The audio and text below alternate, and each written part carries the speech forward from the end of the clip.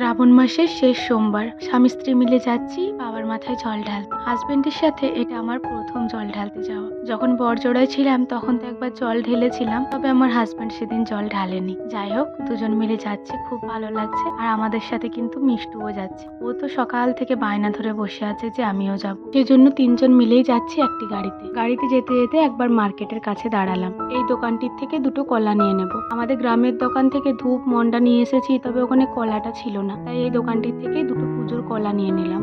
Hello everyone, good morning. কেমন আছেন সবাই? আশা করছি সকলে খুব ভালো আছেন, সুস্থ আছেন, আর আমরাও বেশ ভালো আছি। আমার আজকের আরও একটি নতুন ব্লগে আপনাদের সকলকে স্বাগত জানাই। আজ সোমবার সকাল 9টা মতো বাজে এখন, আর এখন থেকেই আমি আমার আজকের ব্লগটি শুরু করছি। আশা করছি আমার আজকের ব্লগটি আপনাদের ভালো লাগবে। আর হ্যাঁ বন্ধুরা, ব্লগটি স্কিপ না করে সম্পূর্ণ দেখার অনুরোধ রইল আপনাদের কাছে।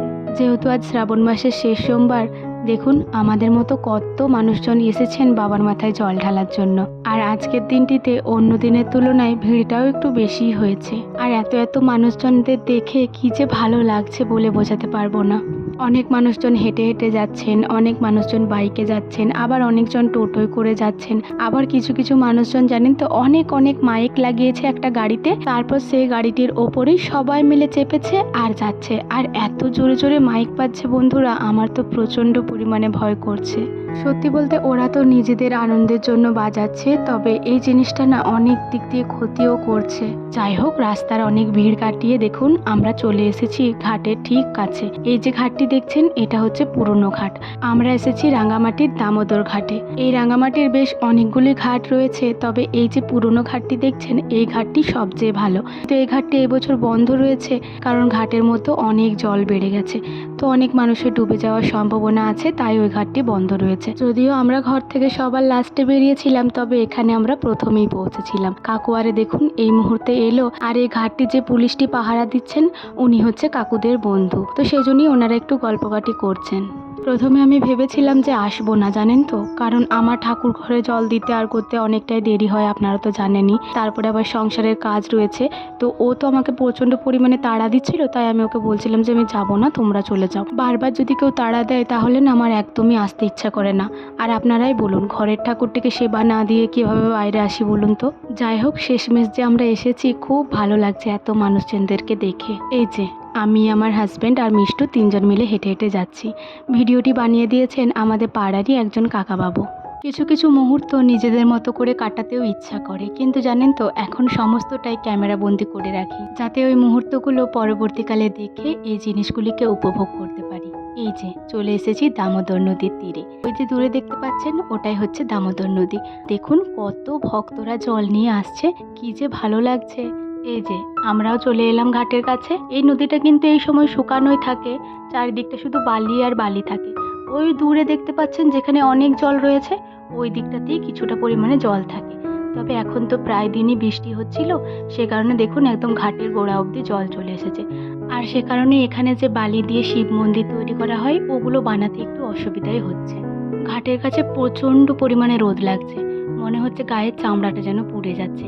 এখানে একটা গাছের নিচে এলাম, এখানে বেশ সুন্দর ঠান্ডা লাগছে।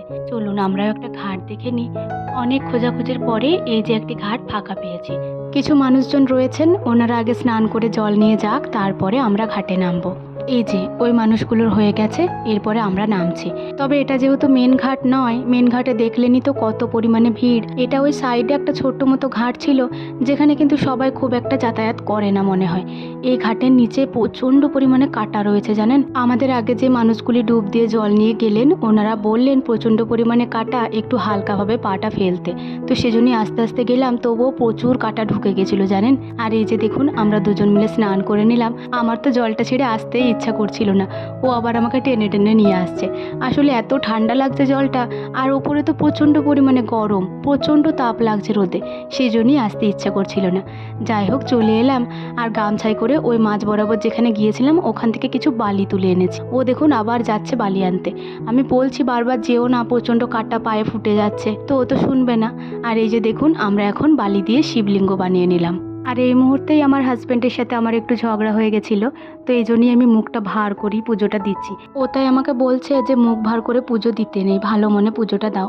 আমি তাই বলছি মনটা আমার ঠিক ভালোই আছে, তবে জানেন তো ওই রাগ কান্না হাসি কোনো কিছু ইমোশনগুলোই না আমি লুকিয়ে রাখতে পারি না। আমার যখন যেটা হয় আমার ফেসের মধ্যে দেখলেই বোঝা যায়। যাই হোক, এদিকে দেখুন বালি দিয়ে শিবলিঙ্গটা তৈরি হয়ে গেছে। ওকে বললাম যাও আর এক ঘর জল নিয়ে এসো। আর এদিকে আমি ফুল বেলপাতা দিয়ে দিলাম, আর তারপরে দুজন মিলেই জলটা ঢেলে নিচ্ছি। ঈশ্বরের কাছে একটাই চাওয়া, যতই রাগ অভিমান যতই বাধা বিপত্তি আসুক না কেন, এই মানুষটা যেন সারাটা জীবন আমার পাশে থাকে, আর আমিও যেন সারাটা জীবন এই মানুষটার পাশে থাকতে পারি। পুজো দেওয়া তো কমপ্লিট। এই যে বাবার মাথায় জল ঢেলে 3বার প্রণামও করে নিলাম, আর দুটো ধূপ জ্বালিয়ে নিয়েছি। এখানে যে কটা মন্ডা ছিল ওই মন্ডাগুলো কয়েকটা বাচ্চা রয়েছে ওদেরকে দিয়ে দেবো। একটা বেলপাতা নিয়ে নিলাম, ওটা খেয়ে উপোস ভঙ্গ করবো। তবে এখন না, আমাদের গ্রামে একটা শিবলিঙ্গ আছে, ওখানেও জল ঢালবো। সেই জন্যই দেখুন আরও এক ঘর জল নিয়ে নিলাম। এই জলটা নিয়ে যাব, এই জলটা নিয়ে গিয়েই ওখানে জল ঢালবো। তারপরে চাঞ্জল বেলপাতা খেয়ে উপোস ভঙ্গ করব। নিচেতে খুবই কাটা ছিল তাই আস্তে আস্তে আসছিলাম। এই যে দেখুন আমাদের দুজনেরই স্নান হয়ে গেছে, পুজোও হয়ে গেছে। এদিকে মিষ্টু যে এসেছে, মিষ্টুকেও স্নান করিয়ে নিয়েছি। ওকে বললাম তুইও একটা বেলপাতা ফুল দিয়ে দে, তো এই যে ও দিয়ে দিল, তারপরে প্রণাম করে নিল। আর মিষ্টু প্রচণ্ড ভয় পাচ্ছিল জানেন। এই যে চলে এসেছি আমাদের গ্রামের রাস্তায়। এই মাঠের রাস্তা হয়ে যেতে হবে। রাস্তাটি প্রচণ্ড পরিমাণে কাদা, সেজন্য একটু আস্তে আস্তেই যেতে হচ্ছে। ও দাদা আগে আগে যাচ্ছে, তারপরে মিষ্টু, আর তারপরে আমি জলটা নিয়ে আসছি। এই যে মন্দিরটি দেখছেন, এই মন্দিরটি আমাদের পাড়ার কিছু ছেলেরা মিলেই বানিয়েছে। আসলে জল ঢালবো কোথায় এ নিয়ে অনেক সমস্যা হয়েছিল বোধহয়, তখনই এই মন্দিরটি বানানো হয়েছে। মাঠের মাঝে এই শিব মন্দিরটি কি সুন্দর দেখতে লাগছে দেখুন। সত্যি বলতে প্রকৃতির মাঝে প্রকৃতির দেবতাকে মানায়। ঘর থেকে যে কলা মন্ডাগুলো নিয়ে গেছিলাম, অর্ধেকগুলো ওখানে দিয়েছিলাম, আর অর্ধেকগুলো এই যে এখানে দিয়ে দেবো। মন্ডাগুলো জল পেয়ে প্রায় গলেই গেছে জানেন, তবুও শিব মন্দিরের সামনে একটু নামিয়ে নিলাম। আর এই যে দুটো ধূপ জ্বালিয়ে নিয়েছি, তারপরে দুজন মিলে জলটা ঢেলে নেব। ব্যাস পুজো তো কমপ্লিট। চাঞ্জল বেলপাতা খেয়ে উপোস ভঙ্গ করেছি। আর এই যে আমাদের গ্রামে ঢোকার রাস্তাতেই পাড়ার কিছু ছেলেরা এখানে সাউবন্দে আর স্প্রাইট খাওয়াচ্ছে সবাইকে, মানে যারা যারা জল ঢালতে গেছিলো। ওখান থেকে সাউবন্দে আর স্প্রাইট খেয়ে নিলাম। বাড়িতে এসে বেশ কিছুক্ষণ বসেছিলাম, স্নান করলাম, জামা কাপড়গুলো সব ধুয়ে মেললাম। আর তারপরে দেখুন দুপুরের খাবার। আজ দুপুরে তিলের বড়া আর বেসন বড়া, আলু বেগুনে একটা তরকারি আর দুধ ভাত, এই ছিল। এই দিয়ে খেয়ে নিলাম। সারাদিন ভালো করে জল খায়নি, তার উপর এত ঘাম দিয়েছে, শরীরটা প্রচণ্ড খারাপ হয়ে গেছিলো। সেই জন্য ভিডিওটি আর কন্টিনিউ করতে পারিনি। আজকের ভ্লগটি এই পর্যন্তই। ভালো লাগলে লাইক কমেন্ট করবেন। সবাই ভালো থাকবেন।